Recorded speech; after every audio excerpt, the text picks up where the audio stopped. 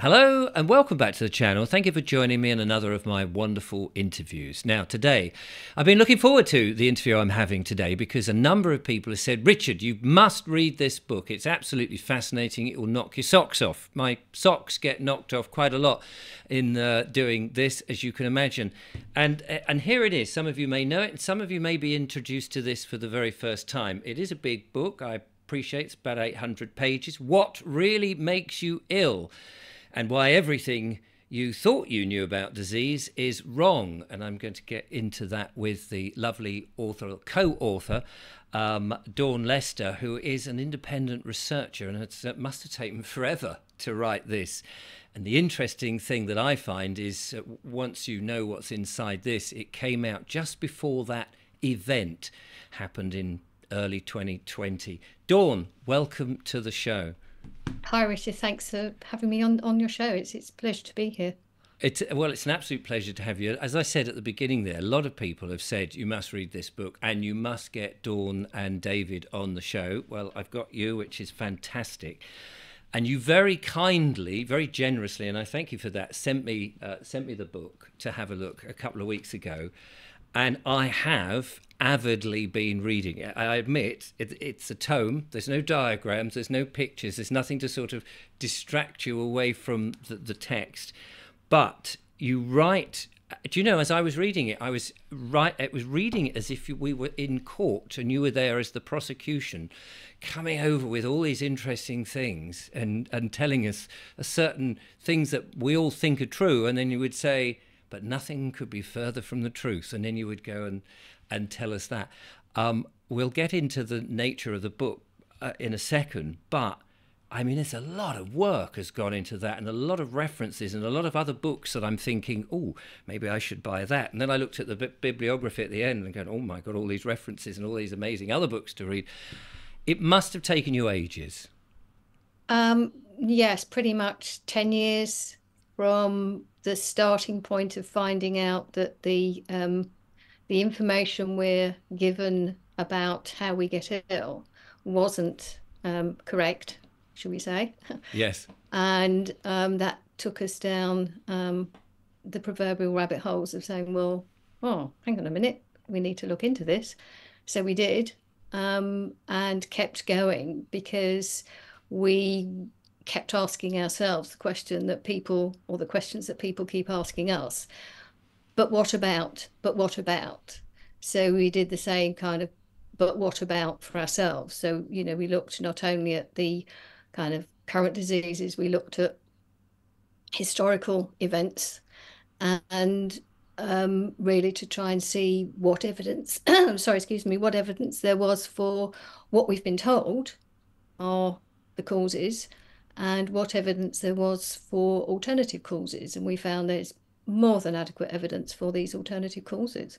So we just started collating all the information and just put it all together and thought, this needs to get out. And then looking at, shall we say, behind the scenes and the various plans, and I'm being careful with my language here. Yes. The different plans and where they have come from, and the organisations that are in control. And I mean, you can't dive. Well, I mean, we didn't dive like into the complete nitty gritty, but we looked deeply enough to find out what the kind of overall plan is, and then they call them, agendas themselves. So what that's all about and how they are promoting that information. And the other thing was also looking at the mainstream information, so-called information that they put out, and seeing that they actually contradict themselves in many cases. So we thought, oh, well, they say this here and they say that there, and they can't both be right, or this doesn't quite fit, or and also looking at where they say, oh, well, we don't quite know this, or the cause isn't exactly known. So it was really to show that we're given this model of, oh, well, this is how you get ill and this is what you do. This is how we can look after you and get you better. And we realize that that model isn't based on deeply researched proper science. And, you know, it's not backed up by the evidence, and it's not backed up by people's experiences as well. So again, the empirical evidence, you know, our daily experiences, and we're of course taught not to rely on that. We rely on these experts. So yeah, that's so why there's so much, because we just wanted to put all that in to give people absolutely. the big picture.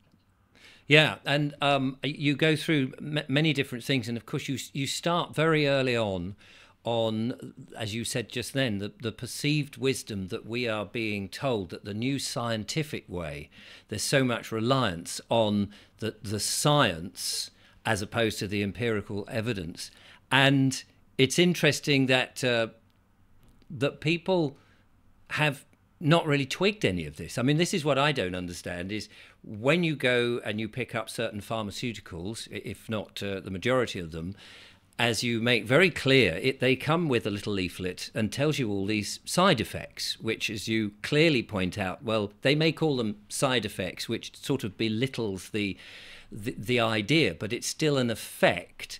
And if these tablets and various products that we are advised to swallow and ingest contain things that aren't very good for us, a lot of petrochemicals, it would seem, and things that, as you very much stress, are not food or are not nutritious. What the hell are they doing inside us? And if they're not, and they obviously aren't seeming to do anything good, so they must be doing the reverse of that. And then you start on that, and then you carry on into an area that, of course, and again, I'm dancing on eggshells here because of the platform that we're on, and people will appreciate that. Let me put it this way. When this recent event happened and we were all advised to take a certain medical intervention, and in some cases it was mandated and some people were forced into having it, and across the world we've seen people were compulsed, there was a lot of name-calling about being anti this, but it turns out that actually that might have been a good idea, because those things that they changed the definition of, beginning with the letter of my last name, actually have proven not to be as useful as we ever thought. And the reasons that people were getting ill were other things. So maybe you could just tell us why you think that those things weren't any good, and what other things might have been making us ill instead. Wow. Have I danced around the eggshell sufficiently without making an omelette? Yes, there is a chapter in the book that provides a history of those particular interventions, because it's important to know, well, how did they start? What's the basis? And the original basis is the idea that having a mild form of a disease, and I'll put that in air quotes for a reason which I'll come back to, is that a mild form will protect you from a more serious form. This seems to be an observation, it's never actually been proven. So there was an idea to bring about a mild form of something that would then be protective against a more serious form of something. It's credited to Edward Jenner, who's, you know, heralded as a hero. Unfortunately, when you start looking, like a lot of these people, their ideas weren't based on true science. And at the time, if you look at the documentation and the books that were being written in the late 19th century, early 20th century, there was an awful lot of opposition to his ideas. There were many medically qualified people who were speaking out publicly. What a shock. Things that can't happen these days. You know, there were public debates. There were, and many people were saying, you know, these have not been proven. There's no scientific basis for them. That was back then. The idea has developed into something that can actually prevent a particular condition. And again, there's no evidence, because in order for there to be evidence of something being prevented, You need to show that the thing you think is the cause actually does cause the said disease. Yes. And there is zero evidence for that at this stage. If somebody comes up with something new, we kind of, okay, well, show us the evidence. But so far, and this has taken a while, and many, many highly educated people have been looking into this for a very long time, and particularly over the last 4 years in even more detail. And there's no evidence that they are the reason that we have symptoms, which is what are called diseases. It's just, these are just collections of symptoms. I believe you have covered this a little bit with some other guests of what symptoms actually are, and they're the body's efforts to look after itself, to self-heal. So to call them diseases is, these collections of symptoms, is a complete misunderstanding. And that's the basis of the subtitle of why everything you thought you knew about disease is wrong. Excuse me, because we have the idea that we get diseases, that we catch them, we develop them, we can, they can be inherited, they're genetic. And again, we kind of pull that apart as well. There are reasons that people in the same family may have similar kind of conditions, but that's not because anything is passed or inherited or spread or transmitted or anything like that. So it's a completely different concept. It just turns everything on its head. It is to do with what is becoming more popularly known as terrain, which is the whole idea that it's the condition of your body is where you are healthy or not healthy. So it's everything you are exposed to, you ingest, you absorb, you inhale, will affect your internal terrain. And the so-called symptoms of, or symptoms of so-called disease, I should say, they're your body's efforts to repair itself, self-heal, restore health. It's the body looking after itself, because again, this is another false model that, the human body is some stupid machine that doesn't know what to do. It attacks itself. It's just, kind of bits and pieces that can be fixed by these other people. Especially when they have white coats and a stethoscope. Yes. And their training does not provide them with the information about health. They are trained in the art of managing disease. And of course, if they're starting from the wrong premise, they're not able to actually help people restore their health. And again, I'm being careful because it is, and again, some people say, you're blaming the victim. No, I'm not. It is up to us to a certain extent what we do, because, what we choose to eat and expose ourselves, what we do. And it's not just physical, it's mental state as well. So stress, our emotions, these kinds of things affect our health too. There are certain aspects of our external environment that adversely affect us and affect our health. And this is not about scaring people. It's just when you have as much information as you can access, then you can prepare yourself to, let's just say, kind of not expose yourself to as much as possible of the other stuff that is harmful, and to do as much as you can to help the body look after itself. And again, not from a place of being afraid, because then your settings, I've got to do this, otherwise I'll be ill. It's, I've got to, I mustn't be exposed to that. I mustn't do this because there'll be a problem. And again, that's where the comes in. And we saw, during the event, we saw people putting things across their face in the vague hope that that is going to stop something that might be airborne getting into their lungs. And of course, that particular thing's never been isolated and proved to even exist. And even if it did, it's not been proved that it's actually making a blind bit of difference. But there's been a lot of fear about all of that, and we're continually being told more are coming. The interesting thing that one of the many fascinating things is you were talking about people isolating areas to see what would happen, and they're not these scientists are not looking at the body as a whole. So a certain chemical might be introduced, whether that's into some medical intervention or even if it's into food, such as highly processed foods, and whether it's a flavoring or a coloring and those sort of things. They're often looking at things in such a small little scale and not looking at the overall body. Can you tell us a bit more about why they've done that? Um, Why? Well, why? Well, I suppose that's a bad question. Why they've done it is presumably to sell more of their products, Mm.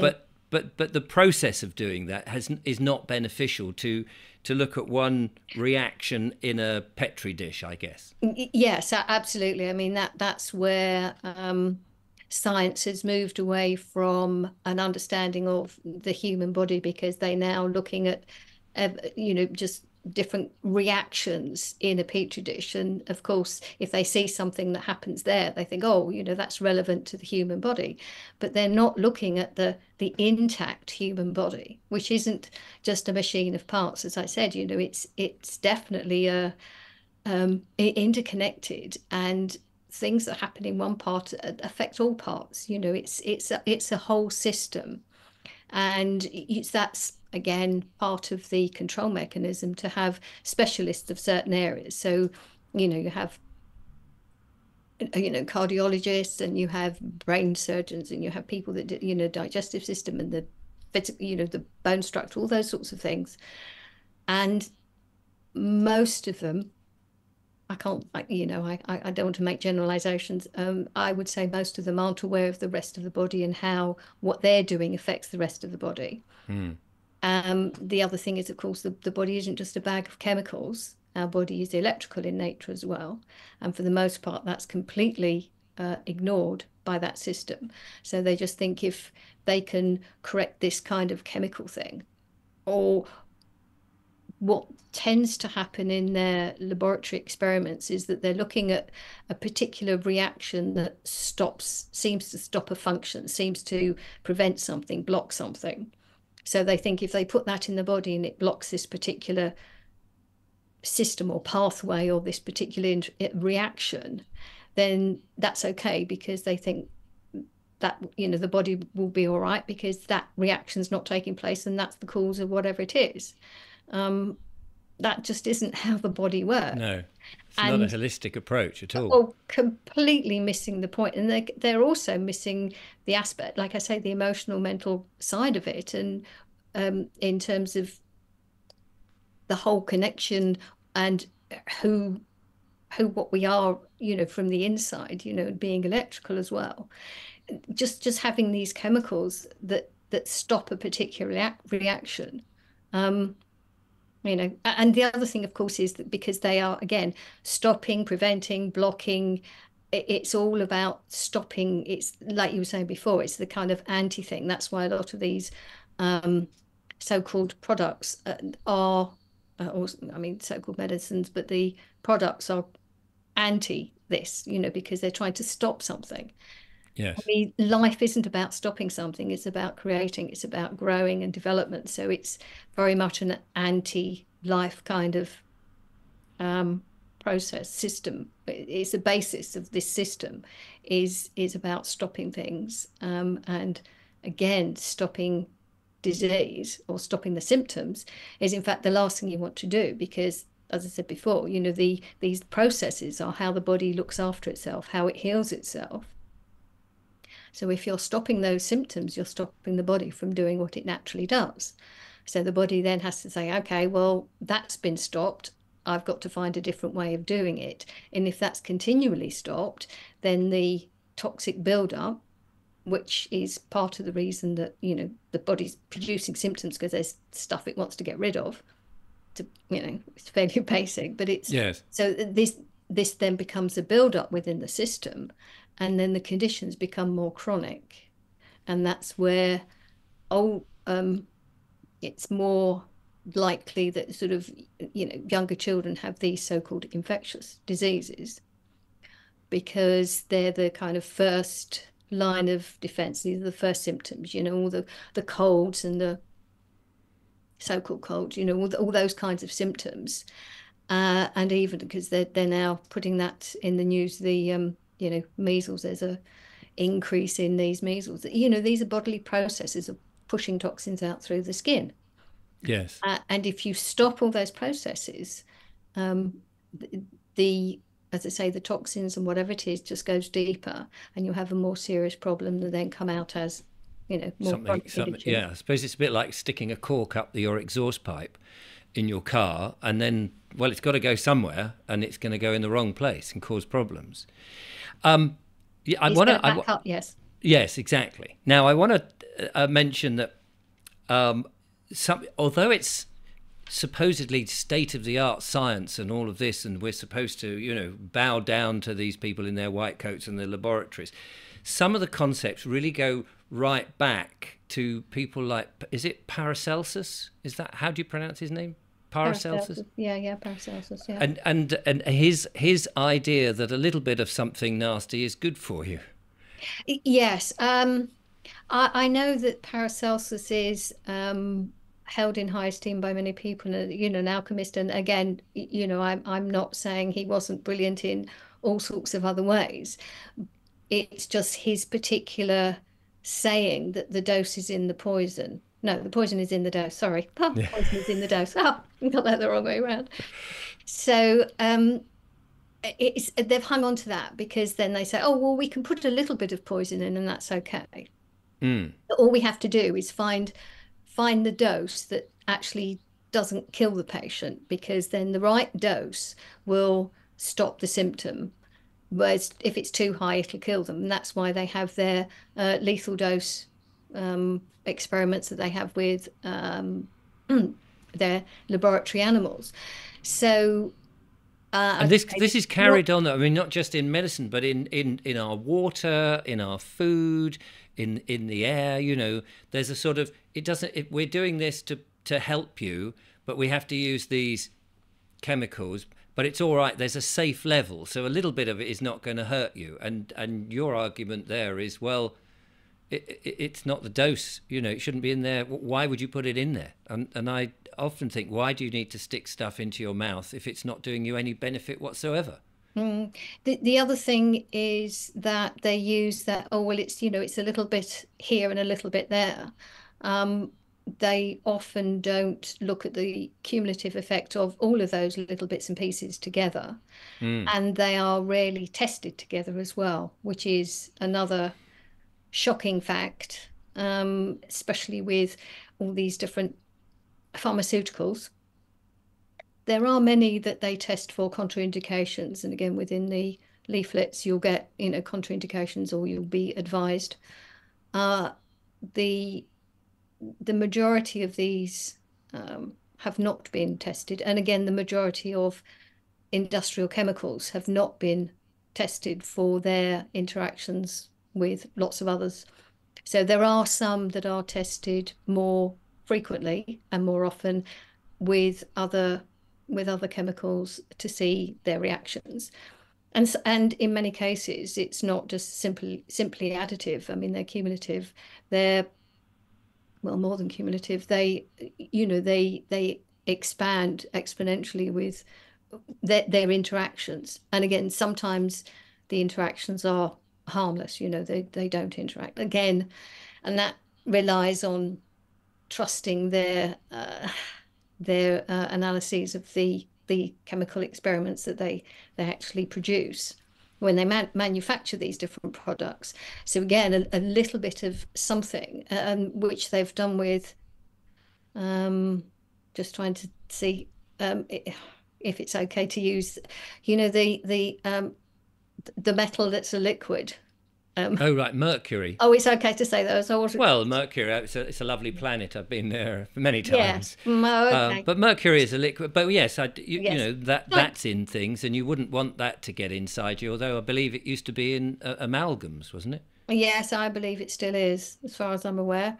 The idea that it was taken out of these certain products that are injected, and at the same time there's information that they aren't actually ingredients. This mercury is used as part of the process, and it is almost completely removed, and there's only what they call trace amounts left. And again, it's not, well, one trace amount, being exposed to one trace amount, your body is not, is capable of eliminating certain toxic buildup. It's the cumulative effect of all these different small amounts, tiny amounts, minute Yes. amounts, And nobody can tell, each individual how many amounts you're ever going to have in a lifetime as you move around the world. Some places will have perhaps different levels of the minimum amount you're allowed to have. And each individual will be exposed to different chemicals. As we know, the planet is very heavily poisoned with chemicals thanks to the modern industrialization, as well as the industrialization of food and medicines and everything. I mean, you can't avoid it. So how can anybody say, oh, this little trace amount's not going to do you any harm? Because I actually haven't seen how many trace elements you've got in you at this precise moment. This might be the straw that breaks the camel's back. Yes, precisely. Which is a bit of a worry. You talk about the poisoned planet, and we have seen that, and I've spoken about it. We've had people talking about the electrical magnetic fields, and so much of the poisons we don't see. I mean, if you could see it all, you'd avoid it like the plague. But there you are, drinking what you think is a clean glass of water that's come out of the tap, unknowing of all the chemicals. You're breathing in stuff that is actually being sprayed in the sky, and then you're eating a meal that has no nutrients in it but plenty of other bits and bobs to sort of give it a bright colour and make it taste reasonable. These are all adding to the overall health of the body, isn't it? Yes. I know that chapter, calling it the poison planet might be a bit, might make people scared. It's not to make people scared. It's just to say, look, this is what we're facing, which is why it is really important to do whatever you can to support the health of your body, because it really can. I mean, the human body is amazing. The fact that, most of us survive, decades of whatever these exposures are. And so it is an amazing, it's a self-regulating organism. It can cope with quite a bit. It's just a question of the more we're exposed to, the harder it has to work to look after itself. And so that's where, if you like, kind of the older people become weaker because their bodies are just working so much harder, trying to fight the invading problems. Yes. The sort of toxic environment, or trying to cope with the toxic environment. So it's not about making people fearful, it's providing them with the information so that they are aware, and then they can make informed decisions. Yes. What they do, what they can do, and to realize that there is a lot they can do, and not being scared is one of the key, I'd say, sort of fairly near the top of that list, is to not to fall for the fear mongering, because you just have to look at the BBC website, which I do occasionally when I choose something to write articles about, to just show people that you're a brave soul if you tune in onto the BBC. Sorry. Yes, and sometimes it's just looking to see what they're trying to make people afraid of, and it's very much continuing the same kind of ideas that we're exposing in the book, to say these invisible enemies are not enemies. That's not what you should be addressing. First of all, don't be scared because there's nothing to be afraid of. They're not out to get us. There are things that you might want to look at if you'd like to improve your health. And that's where the poison planet thing, again, with the idea of these, like you say, processed products that they call food, just have so many chemicals. I mean, they look, taste, because they have all these wonderful flavorists, I mean, there's flavorings and colorings. It's amazing. I think it was strawberry. There's something like 30 different flavorings to make it something called a strawberry flavor. Not one of those has got anything to do with the strawberry. Anything to do with strawberries. I mean, you couldn't make it up, really, except that, of course, it is absolutely made up. 30 different flavors. Yes, I remember reading that. Um, as you say, it is about mitigating these things. You could turn your Wi-Fi off, for example, if you don't use it, especially at night time, so that you're not sleeping in a sea of radiation. And we're not.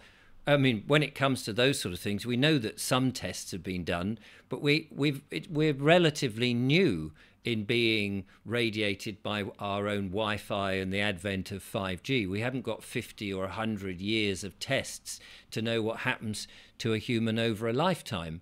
So it's probably better to hedge one's bets and say, well, radiation, let's see, it's not that a good thing if it's just everywhere. We need space from it. And we know nature is good and getting out. You know, there's some very basic things that we know that we can do. You talk early on in the book about how sanitation is one of those things, particularly during the times of smallpox, for example. And there were medical remedies, let's say, for it. But actually, those remedies, again, beginning with the letter of the first letter of my last name, which were mandated to people, but proved to be totally and actually useless and in fact harmful when using sanitation method, cleaning up the places, made huge improvements to people's lives. Which is the same really as what you're saying with the Poison Planet. You're effectively saying, you know, just avoid certain things, filter your water and turn your Wi-Fi off and all those sort of things, which is sensible stuff. Do you think that we've been lulled into a false sense of security then, that everything is safe? Because safe is a very interesting word. Yes, and again, I don't know if you've got to that bit, but I do like looking at the meanings of words, and the word safe actually means safe. It doesn't mean relatively safe. It means safe. Yes, I And mean, I think of it as like black. It's something's either black or it's not black, or it's dead. You can't be half dead. You're either dead or you're not dead. You know. yes, And I think safe is another word, but you do see these mealy-mouthed terms coming in that yeah. sort of change the meaning. Tell us a bit about how they've done that. Uh, well, first of all, if we can go to the word sanitation, because a Mm. lot of people think that means cleaning up bacteria. And even though the other invisible enemies are really kind of a hot topic, and the fact that there's no evidence for them to be, well, that they aren't what we're told they are. Uh, at the same time, bacteria do exist, and we've been made to fear them as well. And that's the completely wrong way of looking at them, because they are ubiquitous everywhere, and in our bodies. And many people just go, ugh. Well, no, there's nothing to be afraid of. We need bacteria, you know. Yes. Absolutely, they are I drink raw milk, oh, okay. and that's full of bacteria, and it's very good for you. And you know, it's and then old the milk marketing board or whoever sort of say, well, no, it's not very healthy because it's got bacteria in it, so we'll heat it up and get rid of it for you. And you go, well, you've just got rid of all the useful elements of the food. Then just destroyed it. Yes, absolutely. And of course, um, yes, I was sort of backtracking. Yes, with different words and the way they've manipulated us, it's I think generally it's just an encroaching way of uh, taking control, or making us not trust ourselves, and taking control of a system that we then believe is what we need to defer to for our health. It also, choose my words carefully here, it can also make people a little complacent, because they can carry on doing whatever it is. And oh, if I'm not well, I'll go and see the doctor, and I'll get a pill for that. Mm. So, you know, pill for every ill. And so that's really, I suppose, the complacency.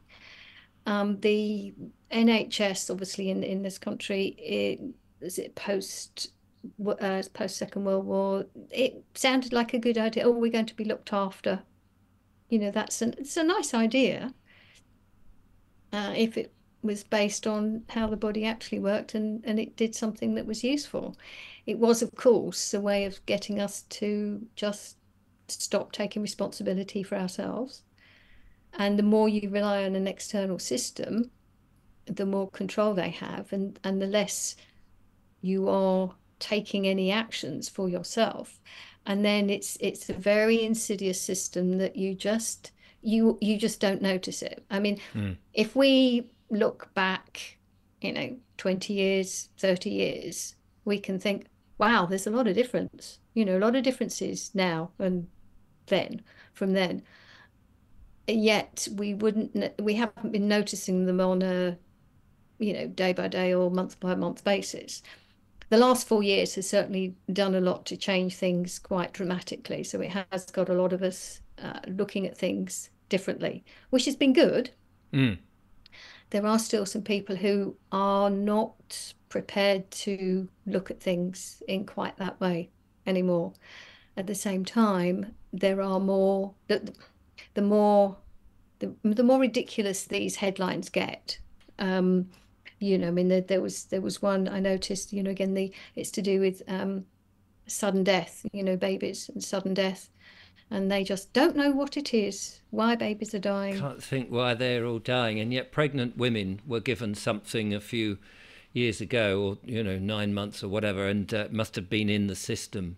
And one of the things that I think that you will go on to say, because I'm only halfway through the 800 pages, is that although we're told things might be in the air that we ingest, these things beginning with, I don't know, the letter V, for example. Irises is something in my eye, but could be connected to that letter. Anyway, but actually, if you're stung with something, like a snake bites you or a bee stings you, something is actually in the body, a foreign substance, and that's kind of going to make you ill, because your body's going to react to that, because it's not supposed to be there, rather than this mysterious airborne thing. And if something is injected in that way, some sort of poison from a snake or a syringe maybe, that isn't very good for you, especially if you're a pregnant woman, it hasn't been tested on pregnant women, you haven't got 10 or 20 years worth of evidence to say that that's not going to affect them. It's hardly surprising that babies might be dying left, right and centre. It would seem to me. It's difficult to comment, of course. Yes, but I mean, the stings and bites, these creatures do actually inject something intentionally, and yes, certainly even mosquitoes will inject something intentionally so that you don't feel them drawing the blood. And it's not because they're feeding on the blood. Mosquitoes feed on nectar. It's just the females draw the blood to incubate the babies. So the reason, it's fairly obvious, they will inject some kind of anesthetic so that you don't just do that and then they've gone, or you knock them anyway. So it's to stop the reaction, and those substances that they inject have a particular purpose, and some are more toxic than others. I mean, there are venomous spiders, that's what they do. And if you're in the wrong place and they, that you move in the wrong way, they bite you, they can inject, what they're injecting is toxic. And different people react differently depending on their internal terrain. So that's why some people aren't affected and others are. So again, that's one thing. So again, there's definitely something that can be injected that will poison the system. What I would add is that none of these insects actually transmit any of these invisible enemies into your body. So if your body reacts, it's not because of an invisible enemy being transmitted from one person to another. In terms of the other substances injected, I mean, when you have a look at the ingredients, even if you don't even consider mercury, there's formaldehyde, which Yeah. is what they used to use for embalming dead people. So it's a preservative, great. It means that it's stopping living tissue from living. It's it preserves something, and of course that's what they use in food. I don't mean formaldehyde, but preserve food, so it stays, but it doesn't mean it stays fresh. It just doesn't go off. So again, formaldehyde and aluminium is another substance that is associated with particular brain conditions that are called either, I mean, there are different labels that come under the general heading of dementia, like, Alzheimer's is the one they usually talk about. Yes. I'm not saying it's a cause. I'm just suggesting that there are some cases. And again, this is one of the problems. When you say, well, it's not that one thing, people say, well, what is it? Because they're after another single cause, to replace the one that we're saying, well, there's no evidence for that. And the thing is, it's not that straightforward. It's not well, it's not that one thing, it's this one thing, because it will always be a whole combination of factors, and that's why we are all different. It also explains why people in the same family may have similar symptoms, may erupt in similar symptoms at a similar time, because they're exposed to something similar, they have similar food, their environment is similar. And at the same time, sometimes there are some members of the family that don't have that particular eruption or set of symptoms, and it's not because they haven't, they've avoided it. There's nothing to do with immunity. It's just their system, their body is somewhat different. If it could be, the man of the house who's out working most of the time, and so he's not exposed to whatever is in the house, which could be, say, off-gassing from a new carpet or something like that. Yes. The thing is, it's always a combination of different factors, and that will work differently and sometimes synergistically.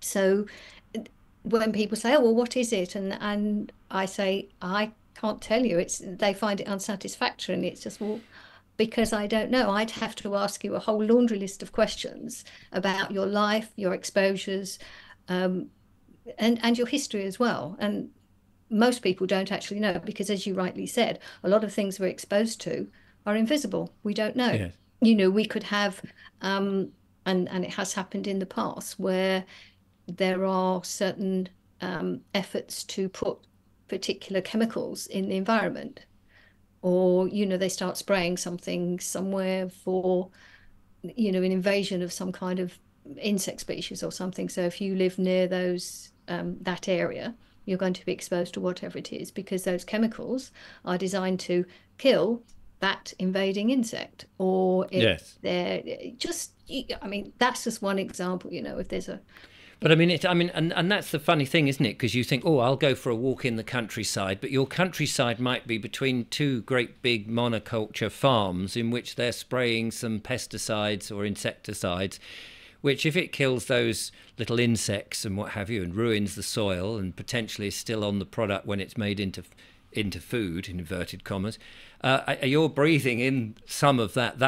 It may not be knocking you down dead, but it's not really doing you so. And you might exhibit, oh, I've got a runny nose now, because the body is going, I don't want that, thank you, and it's getting that. And you might think, oh, I've got a cold, whatever that is, and so we get very confused about, because we've been brainwashed into thinking that there is this very narrow type of illness, and it's all to do with you've been infected by something, and that may not actually be the case at all. It may be that, as you more alluded to, we're much more exposed to things which 200 or 300 years ago we wouldn't have been exposed to those things, but we may have drunk some water out of a well that had perhaps some carcasses that have fallen down to it, which also would have affected, and we may not have known.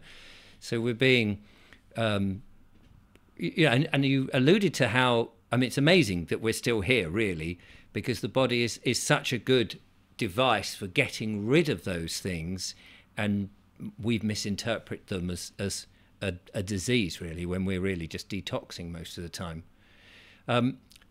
You talk, and now this is a chapter I haven't got onto, but I'm quite interested to explore that when I get there, and that's the vested interests, and it's clearly obvious that if we have large corporations making lots of money from something that huge numbers of people want to buy, the chances are there are reasons why, if there's anything a bit dodgy in it, you wouldn't want to tell people because your money income is coming from that way.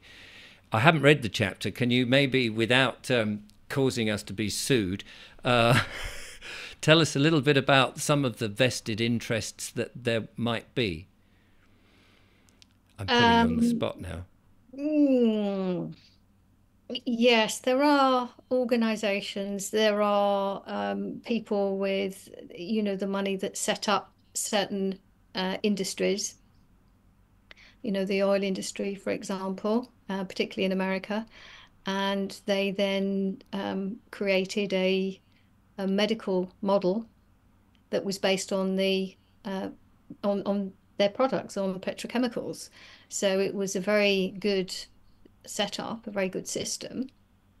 They also were responsible for getting involved in the education system, so that people were, and there's that Stereophonic song, Just Enough Education to Perform. We're told that we're educated, so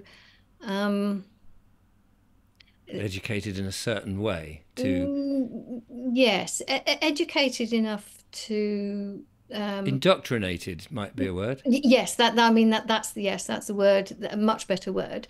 And we're given the impression that we are educated, and the more exams we pass and we get these wonderful certificates and letters after our name and that kind of thing, that it makes us knowledgeable. Whereas in just about every case, and there may be some where people are allowed to ask questions, but for the most part people aren't allowed to question and raise questions. Because once they do, they find they'll be not looked kindly upon.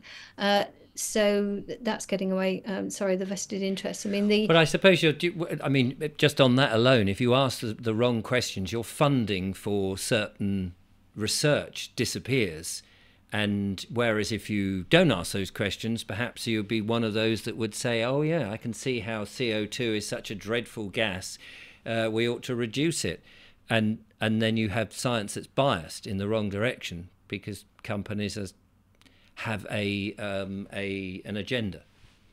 Yes, and that's where you get the vested interest in, and it's rife within science and certainly within medical research. We do explain the training of doctors, how that's funded, where it's funded. It's all from the pharmaceutical industry, I should say, and therefore they have a vested interest in certain outcomes of the different experiments and research. And as you say, research that suggests, oh, let's have a look at environmental causes of illness, are not likely to be funded, or they will be directed into a very, very narrow band and say, well, you can look in this part, but if you stray beyond it, you won't get funded. And of course, because of the costs of research, and certainly within laboratories, all this equipment, the fancy equipment, it's very impressive. If you go to these labs, it's all this wonderful stuff, and it's you think, wow, that's incredible. And it's just moving further and further away from having any relevance to the human body, and that's the problem. And they forget, they get carried away with looking at this particular, this tiny molecule, or this little pathway, or this something or other, or this and I'm going to put air quotes in, genes. And again, that's another whole other area where we're told always, genetic. Well, again, there's no proof that genes cause anything. They are affected by the environment. So again, that I think that Bruce Lipton talks a lot about that. People can find him he's very vocal on YouTube, about how the environment affects the genes and they're not pre-programmed and all of that, which I find fascinating. The time is flying really quickly. You talk about I'm just trying to remind myself, of course, global issues, and I must ask you the thing that because the last chapter you have is, of course, or is it the last chapter? One of them about having the real nature and causes of illness, but having a healthy, how to be healthy, really, I suppose. And, Yes. and most of that is avoid all the crap. It does seem to be. It's just knowing what is those things. So maybe as we wind up the interview, which has been fascinating, and really and truly, people, I mean, do recommend having this book. People do send me books, and this one is one of those that I've not been able to put down because it's not overly. You introduced me to some amazing technical names, which chemical names, which you kind of go, oh, how the hell do you pronounce that? But other than that, it's a very easy read, which is what is very important, I think, when you've got a big book. So let's end on positive things. What are the things that we should be thinking about that will keep us healthy, based on your research? It's, I say, fairly simple. Only but we just have to do what we can. So I'm not telling people that they've got to do anything. It's just here's the information, and you choose what suits you. And sometimes, you know, people take different steps moving towards. You mentioned before clean water. Clean water doesn't mean just because it looks clean, it is clean. We know what comes out of the tap is not just chloride, sorry, chloride, chlorine and fluoride. It's all the other residues that aren't filtered out in the treatment centres. So if you've got access to whatever filtering system, whether it's distiller, reverse osmosis, you know, there are different systems and different ways of cleaning the water. Or if you, even better, if you have access to a real spring, you know, clean spring that you know doesn't have any runoff from any farmland anywhere else. So, I mean, proper spring water is probably the best because there will be, well, just for all sorts of reasons, it's natural and it's fresh. So that's water. Food, again, we've talked about process, so where possible to minimize processed food, have natural food, you know, real food, grown food, fresh as possible, as fresh as possible, organic if possible. And I know that's not always easy. Whatever you can. It's not to be obsessed about this. Oh, I've got to have organic, or else, you know, it's because, well, I'll come to that in a tick. So that's so sort of food and water. So what you're nourishing your body with should be as clean and as fresh as possible, and minimally processed. I mean, some people cook, you know, whatever you cook, if you do, and just being aware of what goes into the food. The other thing also is within the preparation of the food, to actually, when you're preparing food and eating food, to actually enjoy it.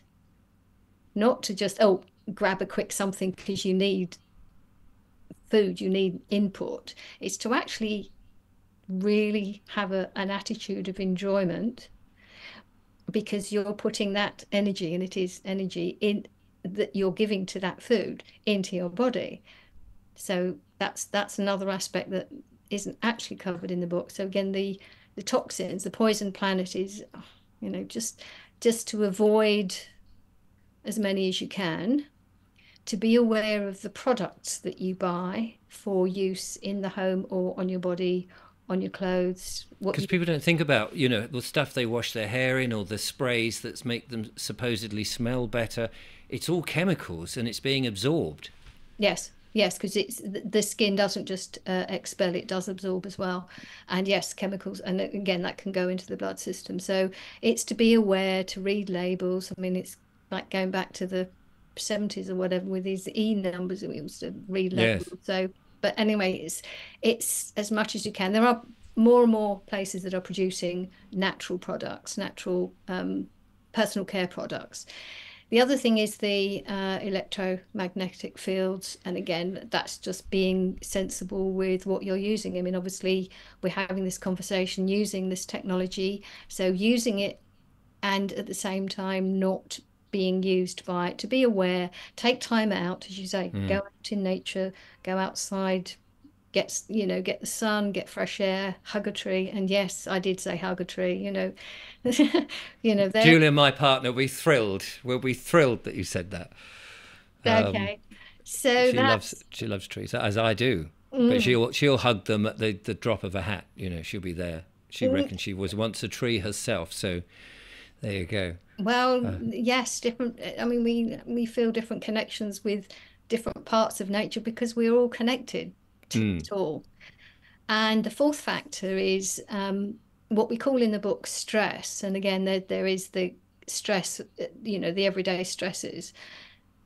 It's just, running from, I say running for the bus. How do people do that anymore? But, if you're late for something, running for the train, oh, I'm late, you get the stress. You get on the train, that's gone. It's, that's over. It's the prolonged stress. And of course, the last 4 years has caused or have caused an awful lot of stress for people, yes. Prolonged stress.